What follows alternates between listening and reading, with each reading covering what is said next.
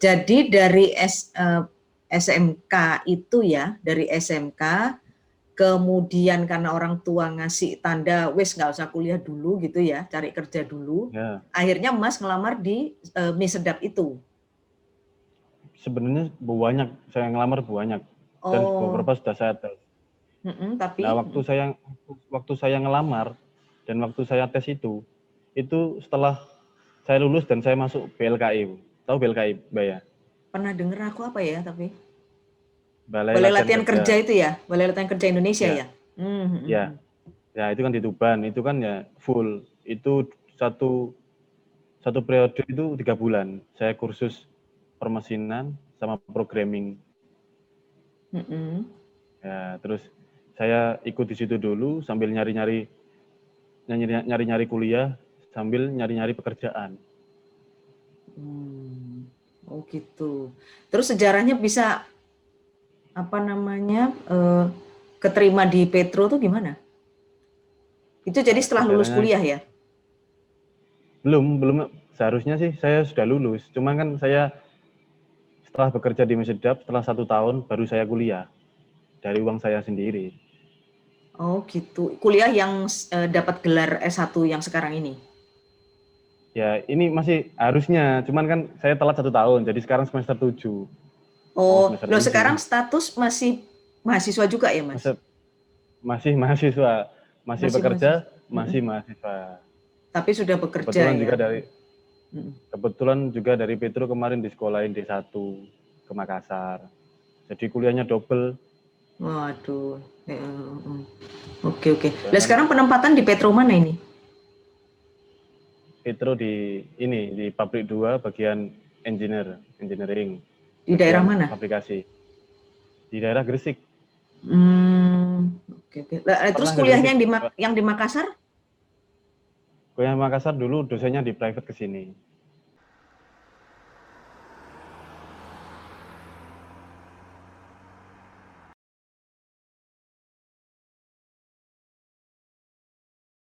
Halo, Assalamualaikum warahmatullahi wabarakatuh. Semangat pagi, Sobat Cari Podcast dan teman kenapa. Pagi hari ini, walaupun di weekend, saya akan tetap menyapa teman-teman dan tentu saja dengan menghadirkan tamu-tamu podcast yang luar biasa. Dan hari ini sudah mau akhir bulan Juli ya. Di ujung sana saya sudah ada tamu, namanya Mas Abdul Kolim. Saya tuh takut salah nyebut nama ya. Mas Abdul Kolim, Assalamualaikum Mas. Selamat Ya, pagi. Selamat pagi, Waalaikumsalam, Mbak. Gimana Ye, kabarnya, Mbak? sehat, alhamdulillah. Mas Kolim sehat, nggih? Alhamdulillah. Iya. Jadi Sobat Cari Podcast, teman kenapa Mas Kolim ini adalah saat ini statusnya adalah pegawai di Petrokimia Gresik ya. Wah, langsung kaget semua. Petrokimia Gresik itu adalah salah satu BUMN yang sangat prestis loh.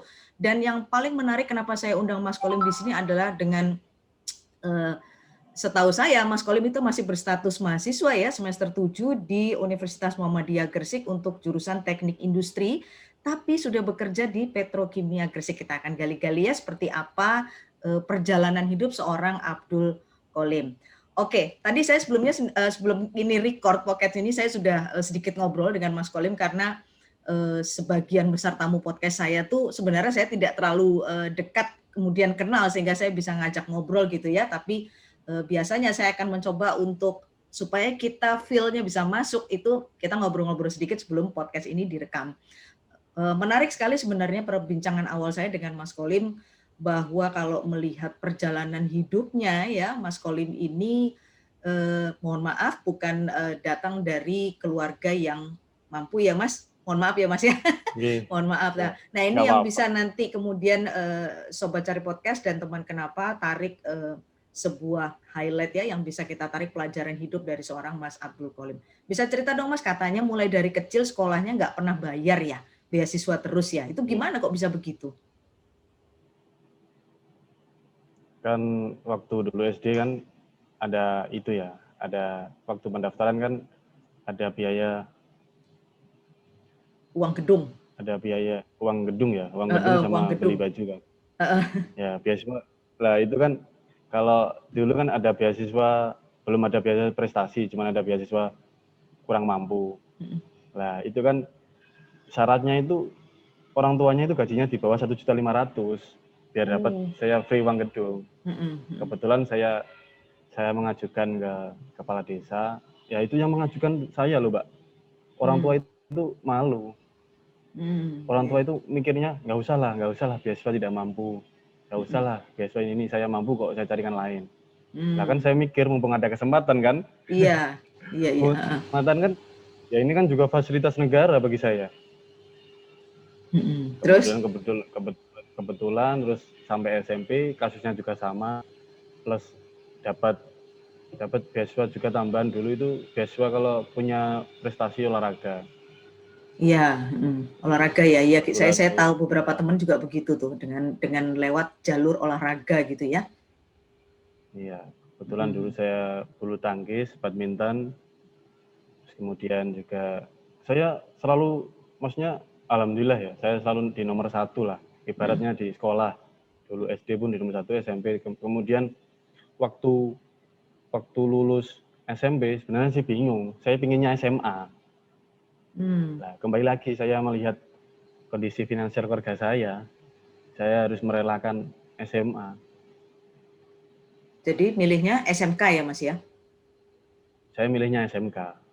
Waktu SMK tuh ngambil jurusan apa? Kebetulan jurusan di SMK saya di SMK 1 Tuban ya, Mbak ya. Tuban, saya asal Tuban. Kebetulan dulu jurusan terfavorit teknik mesin. Kebetulan saya diterima di teknik mesin. Alhamdulillah. Alhamdulillah. Dari sekian ribu yang daftar, yang masuk kan cuma sekian. Dulu kan sistemnya nilai UN plus tes.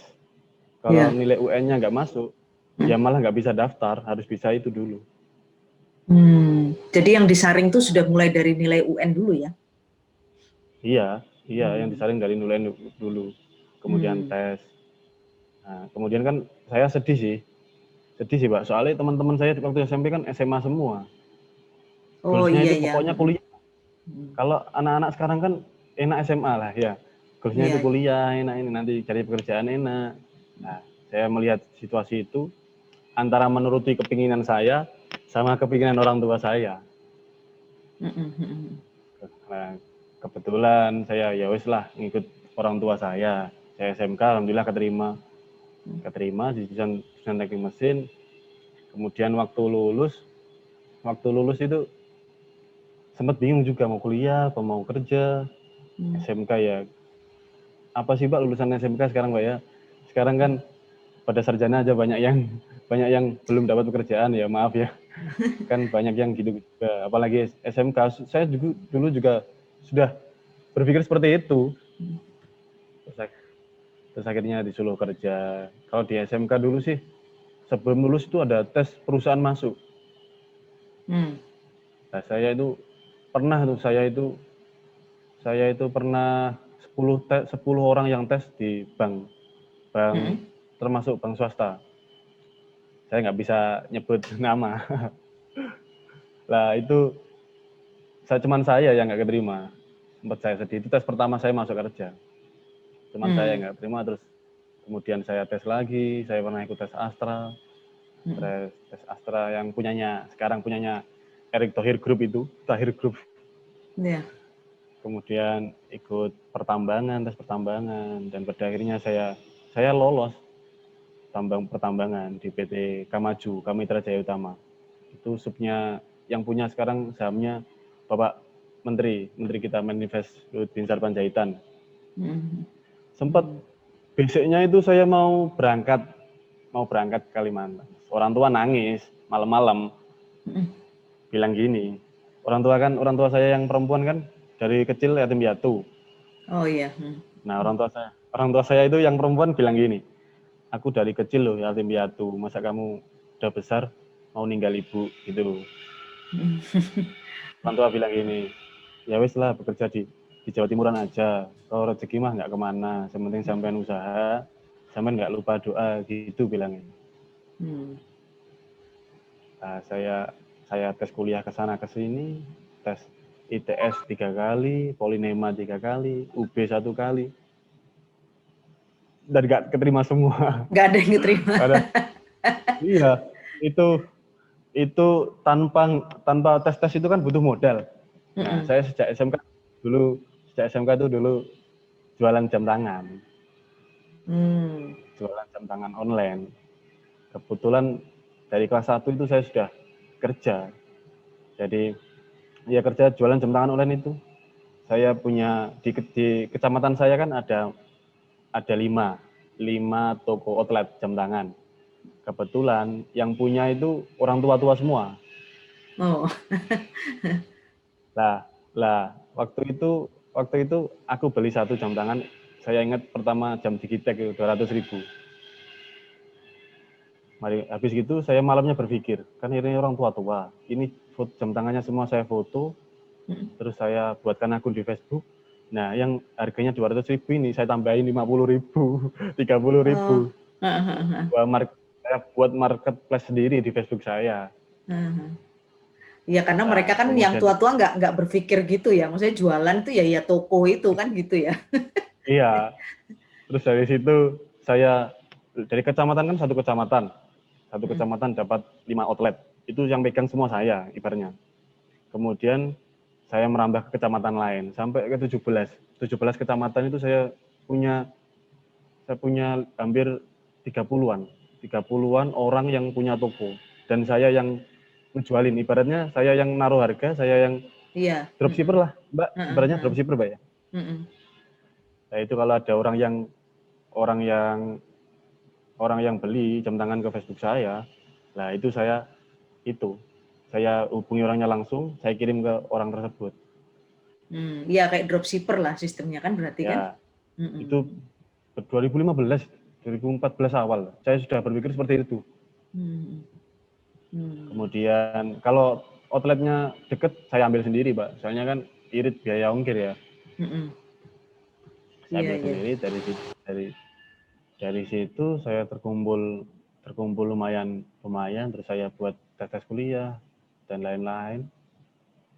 Sempat guru-guru saya waktu SMK sempat beli dulu, Mm-mm. cuman nggak berani saya ambil bunga. Kalau harganya 200 ya 200. Anu Saya nggak takut berani kalau takut kualat sama guru ya Mas. iya takut kalah soalnya. Takut kualat sama guru. Nah ini tadi kan kalau dengar ceritanya Mas Koli memang ibu itu di rumah ibu rumah tangga aja. Maksudnya ada Ibu rumah pekerja tangga, ibu rumah tangga ya. Berarti ibu rumah tangga. ibu kalau bapak Bapak ya itu pekerjaannya tukang beca di pasar sampai sekarang sampai sekarang dan saya Heeh. suruh keluar Disuruh berhenti aja Mas, nggak mau tak? nggak mau. Soalnya Oh orangnya gitu. orangnya kan orangnya nggak mau diem seperti saya. Oh gitu. Sekarang usia sudah berapa Bapak? Kelahiran 68 usia 54 ya 54. Oh, oke oke. Ya mungkin mungkin maksudnya biar tetap olahraga juga kali ya. Maksudnya ada gerakan gitu loh. Kadang-kadang kan kalau sudah tua Hmm, itu bukan masalah apa ya Mas, uangnya ya. Kadang-kadang orang ya berpikirnya supaya otak ini nggak berhenti mikir kalau di rumah aja tuh kan kita ya mungkin duit ada tapi kan maksudnya nggak ada apa yang bisa dilakukan, nggak ada kegiatan itu juga nggak enak gitu ya. Nah ini yang saya eh, masalahin nih kenapa? sih nggak pekerjaannya sih, Mbak. Cuman Apa tuh? dari rumah saya ke tempat Mm-mm. lokasi kerja itu sekitar 30 kilo. Bapak nih, Iya, naik eh sepeda motor Supra. Nah, itu yang saya kasihan itu. Nah, itu loh, berangkatnya jam berapa? Jam 12 malam berangkatnya. loh naik naik sepeda motor, terus nanti Ya, becaknya di di mana? becaknya itu sewa, Mbak. Oh sewa, ini menuju ke tempat penyewaannya gitu ya? Iya, Hmm, alhamdulillah alhamdulillah pas waktu saya keterima di Petro, becaknya sudah saya beli. oh jadi terus Jadi jadi sekarang hak miliknya Bapak sendiri, nggak usah nyewa. tapi tetap ngambil 30 kilo itu, tetap di tempat itu. Tetap iya. Maksudnya Hmm. itu kan lokasi kerjanya di Pasar Baru Mm-mm. Tuban. Mm-mm. Ya, Pasar Baru Tuban. Nah, becaknya itu lokasinya di sana, di area Hmm. Pasar Baru itu. Mm-mm. Kebetulan rumah saya itu di deso lah, Pak. Kebetulan rumah saya deso. Deso banget, deso banget. Iya, Deso banget, jadi Pak. deso banget. Jadi dari kecil sekolahnya beasiswa terus, kemudian juga orang tua kondisi memang pekerjaan seperti itu ya, penarik becak ya, Iya. Bapak dan Ibu seorang ibu rumah tangga. Iya. Mas Kolim juga ada kakak satu ya, kakak satu ya Mas ya. Iya. Kemudian Iya. adik-adik berapa? Adik satu. Adik satu, oh posisi di Adik. tengah ya berarti ini sekarang ya. Iya, posisi Posisi tengah. di tengah, oke. Terus apa namanya? Sekarang ini kan masih status mahasiswa ya Mas ya, status Iya. mahasiswa. Lah biasanya kan untuk BUMN besar seperti Petro itu memang rasanya jarang sekali ya ketika merekrut itu kemudian ngambil SMA atau SMK. Ini gimana ceritanya dulu kok bisa masuk Petro itu? Nah, ini yang awal ini kan waktu sebenarnya saya 2 kali tes Petro, Pak.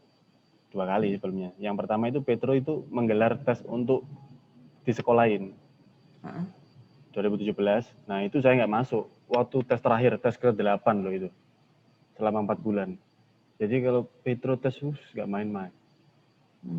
Tesnya itu banyak, Pak. Saya tes terakhir nggak lolos. Nah, itu namanya tes lolapil, di sekolahin dulu, dibina. Nanti kalau ada rekrutmen, nanti diambil sama perusahaan. Oh gitu.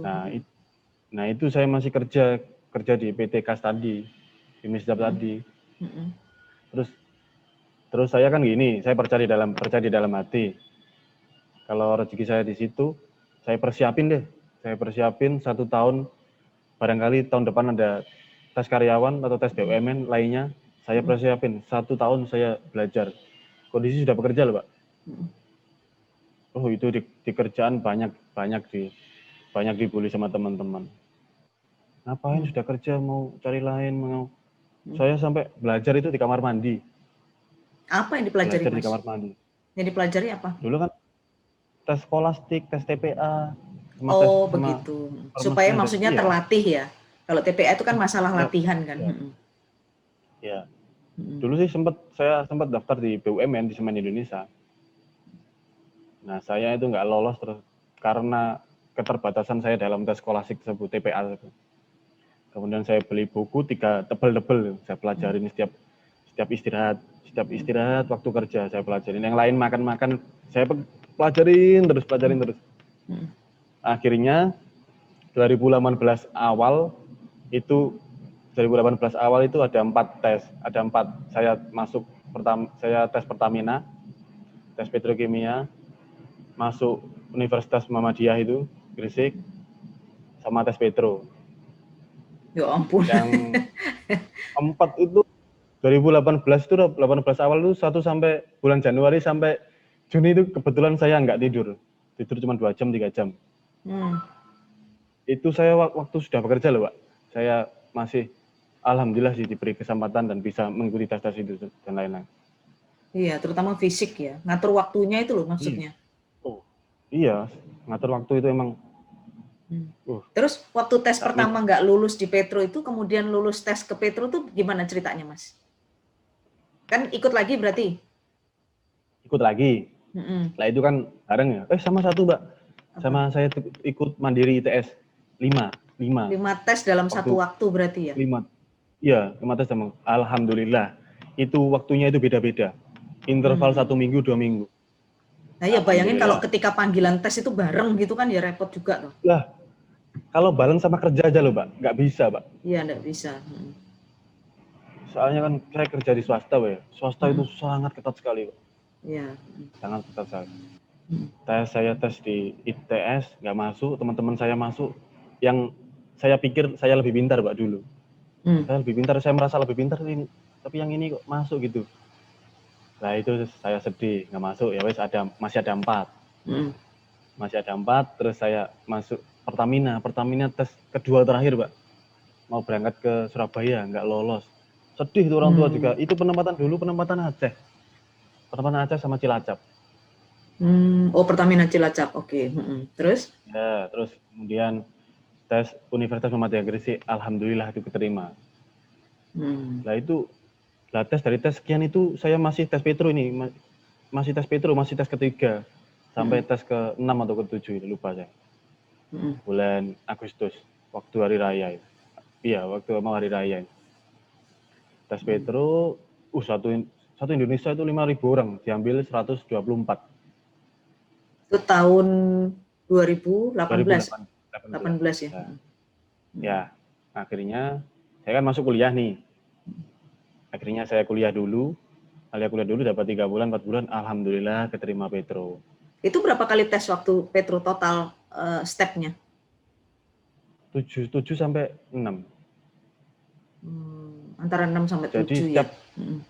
Iya, jadi setiap satu hari tes, satu ruangan, 2 ruangan itu yang lolos cuma 1.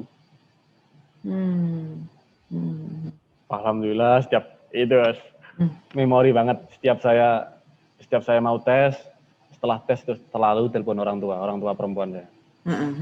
Kebetulan kan kedua orang tua saya nggak bisa main gadget, Mbak. Kebetulan. Lah, saya itu sampai sekarang itu pengen ditelepon orang tua, dia sama orang tua. Kebetulan nggak bisa. Bisanya cuma ngangkat telepon.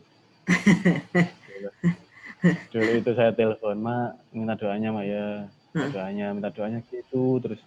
Ya malam gitu terus saya itu alhamdulillah lolos. Nah, ini masih kerja di PT Kas tadi, masih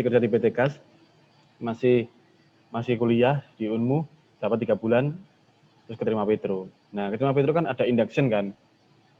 Itu pun saya belum resign dari PT kerja saya yang sebelumnya. Kenapa tuh kok nggak langsung? Kenapa nggak langsung di cut off aja? Maksudnya begitu tahu saya sudah positif keterima di Petro kan, yang di satunya nggak pengunduran diri aja. Nah, itu aku dulu tanggal 30 pertama masuk. Nah, tanggal 15-nya, 15 Oktober atau enggak September saya lupa. 15-nya itu pengumuman sudah masuk ya. Pengumuman sudah masuk atas orang tua. Saya bilang ke orang tua. Nah, nyeluk, kalau saya manggilnya Mak sebenarnya. Mak, paham ini Mbak ya? Bahasa Jawa Mbak ya? Paham. Lah itu, Mak, niki kan kula kan niku sampun keterima ten Petro. Ini ada Google Translate-nya di bawah. terus niki mripun kula mendamel ten mriki, niki kula medal napa riyen. Medal napa boten kula. Terus jawabannya orang tua, daripada nunggu waktu 10 hari kamu di rumah atau di Gresik gak ngapa-ngapain, ya udah dikerjain dulu. Itu bilangnya orang tua. Terus 10 hari terakhir saya bekerja di situ. Pikiran saya tuh pingin tak enakkan lah, Pak. Tak enakkan. Tapi orang tua malah bilang gini, jadikan 10 hari terakhir bekerjamu ini 10 hari terakhir kerja terbaikmu di tempat ini. Alhamdulillah saya resign. Saya resign itu banyak yang nggak percaya, Pak. Dulu yang remehin saya banyak. Soalnya teman-teman saya yang deket ya ngerti, oh perjuangannya Mas Kolim gini ya. Soalnya dia belajar terus, teman-temannya istirahat kerja itu ini terus alhamdulillah keterima, dan banyak yang nggak percaya sampai bilang, kamu nyogok berapa? Gila apa, sekelas BUMN main nyogok.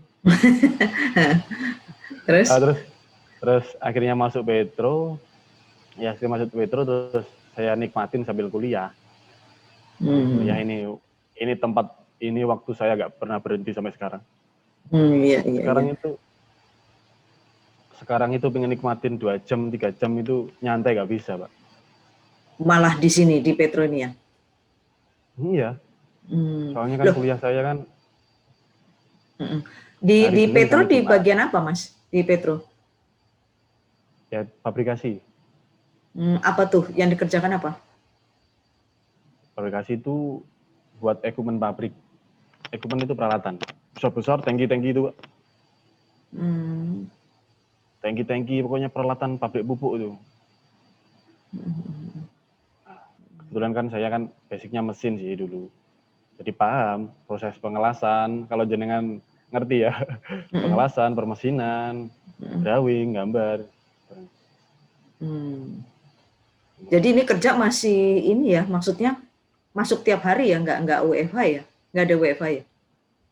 Nah, ini yang WFH ini kan umur 50 ke atas. Sebenarnya sih ada. Sebenarnya sih ada WFH dari perusahaan kan, dari SK direksi kan mengatur ya. Iya. Nah, terkait itu kan terus diberikan otonomi tersebut kan diberikan ke VP-nya, Vice President Iya. masing-masing. Nah, kebetulan di sini itu kalau di WFH 50% malah hilang orangnya, pekerjaannya banyak. Petro kan termasuk esensial, Mbak. Iya, termasuk esensial. Jadi tidak Supply chain. bisa kita nggak bisa berhenti gitu ya. Maksudnya ya tetap harus jalan lah operasional gitu. Supply chain-nya pupuk kan, industri pangan kan, kita kan Iya. soalnya gitu. Kalau saya nggak buat mesin peralatan pabrik, nanti petani gimana? Ya. Orang tua saya juga petani loh, Pak. Soalnya. Oh, petani juga ya? Iya. Terus apa nih Mas dari seluruh perjalanan hidup yang begitu ya, penuh liku-liku, yang belum tercapai menurut Mas Kolim sekarang apa? Udah kerja kan? Terus apa lagi yang pengen, aduh kayaknya saya pengen ini deh, saya belum tercapai ya gitu. Apa Mas? Dulu saya sempat nazar. Saya pengen nazar, pengen ngumrohin kedua orang tua. Amin. Sebelumnya sih nazar pengen korban, alhamdulillah kemarin. Alhamdulillah terlaksana buat orang tua. Ya alhamdulillah, iya. Tinggal ini sih. Tinggal ini semoga bisa Insya Allah bisa kalau niat baik ya. Ya kita tunggu pandemi agak sedikit. Insya Allah niatnya kan sudah dicatat toh Mas. Niat itu kan sudah dicatat ya. Walaupun ya kondisi pandemi ini kita nggak bisa seperti dulu, namanya orang Indonesia tuh mau umroh sebulan depan aja bisa gitu ya. Tapi sekarang betul-betul terbatas. Ya menarik sekali yang sudah kita obrolin tadi bersama Mas Abdul Qolim. Jadi teman-teman sobat cari podcast, pelajaran yang bisa kita tarik dari seorang Abdul Qolim adalah bahwa yang pertama tentu saja restu orang tua ya. Jadi saya lihat tadi kalau ceritanya Mas Qolim ketika dia tes tapi nggak ngomong-ngomong sama orang tuanya, malah kok kemudian nggak lulus ya tes itu gitu loh. Iya. Jadi yang terpenting adalah restu orang tua. Baik buruk itu biasanya orang tua tuh punya feeling ya, ini nggak enak dirasanya. Terutama ibu itu biasanya feelingnya kuat, biasanya begitu. Kemudian ya tentu saja kita tetap berdoa gitu ya, minta sama semua pemilik kita, jiwa dan raga kita minta apa yang menjadi keinginan kita minta. Kemudian untuk teman-teman SMK saya rasa nggak perlu terlalu minder ya, karena mindset bahwa SMK itu kalau dulu tuh zaman saya namanya SMK tuh ya benar kata Mas Qolim, kok kerenan SMA gitu ya kayaknya. Tapi kalau sekarang rasanya tidak, karena saya sendiri pribadi itu suka dengan teman-teman SMK, kalau dulu sebutannya STM ya. SMK itu karena mereka lebih praktikalnya mereka dapat ya. Kayak misalnya sekarang ada SMK multimedia itu saya lihat mereka lebih siap kerja loh. Nyun sewu daripada yang S1 sejenis ya, multimedia itu lebih siap yang SMK. Jadi nggak usah minder lah teman-teman SMK ya.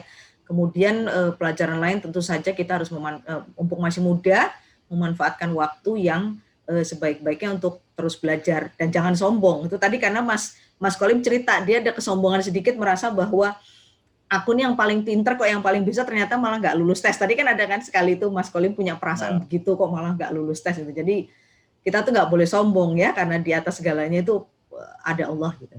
Makasih ya Mas Qolim ya.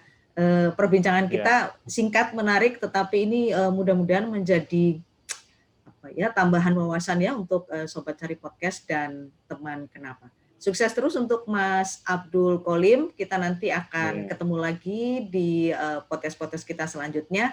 Terima kasih untuk saya nyuri waktunya sedikit ini, dia lagi di kantor soalnya, lagi kerja ya Mas ya? Enggak, masih free kok sampai jam 12. Oh, masih free sampai jam 12. Oh, berarti ini nyari ini kuota internet ini tadi mau nge-zoom sama saya. Enggak, kebetulan kerjaan kan yang masuk sedikit. Tadi saya handle, selesaiin lebih awal. Lebih awal, oke. Ya bagus. Selepasnya free. Ya. Makasih Mas Qolim ya. Nanti ketemu lagi, jaga kesehatan, tetap protokolnya diketatin Mas, walaupun kita bekerja. Salam untuk teman-teman di Petrokimia Gresik dari saya, Kamelia. Ini dia tadi kenapa dan cari podcastnya pencari informasi yang bikin happy. Assalamualaikum warahmatullahi wabarakatuh. Waalaikumsalam warahmatullahi wabarakatuh.